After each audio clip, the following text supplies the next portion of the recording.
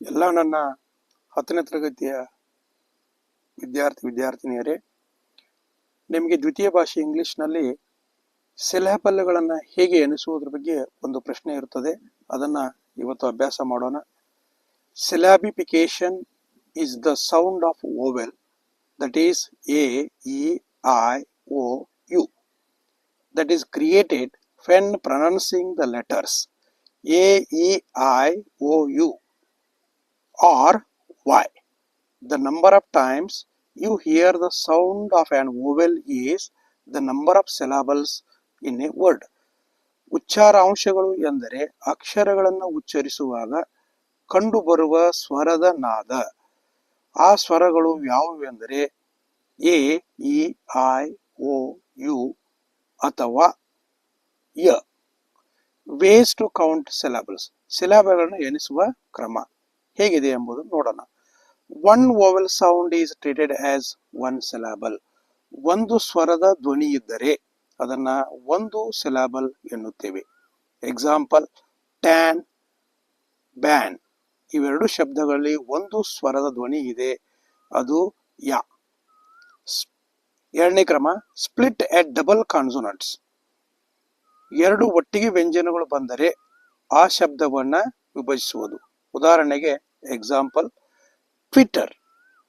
Twitter ಅನ್ನುವ ಶಬ್ದದಲ್ಲಿ WIT ವರೆಗೆ ಒಂದು ವಿಭಜನೆ, TER ವರೆಗೆ ಇನ್ನೊಂದು ವಿಭಜನೆಯನ್ನು ಮಾಡಿದಾಗ ನಮಗೆ ಆ ಶಬ್ದದಲ್ಲಿ ಎರಡು ಸಿಲಾಬಲ್ಗಳು ಸಿಗುತ್ತವೆ.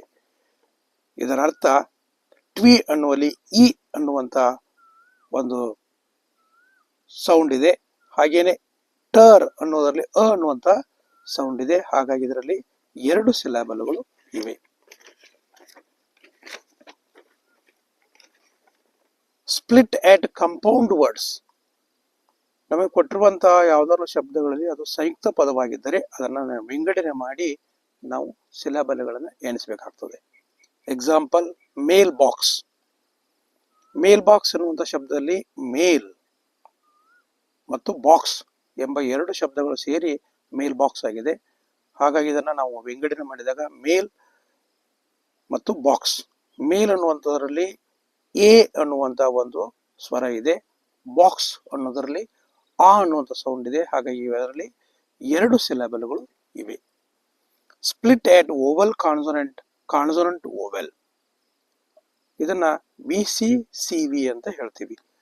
ಸ್ವರ ವ್ಯಂಜನದ ಗುಂಪು ಹಾಗೂ ವ್ಯಂಜನ ಸ್ವರದ ಗುಂಪಾಗಿ ಮಾಡಿ ಎಣಿಸುವುದು. ಉದಾಹರಣೆಗೆ ಎಲ್ಬೋ. ಎಲ್ಬೋ ಅನ್ನುವಂಥ ಶಬ್ದದಲ್ಲಿ ಪ್ರಾರಂಭದಲ್ಲಿ ಸ್ವರ ವ್ಯಂಜನ ಗುಂಪಿದೆ, ಅಂದರೆ EL.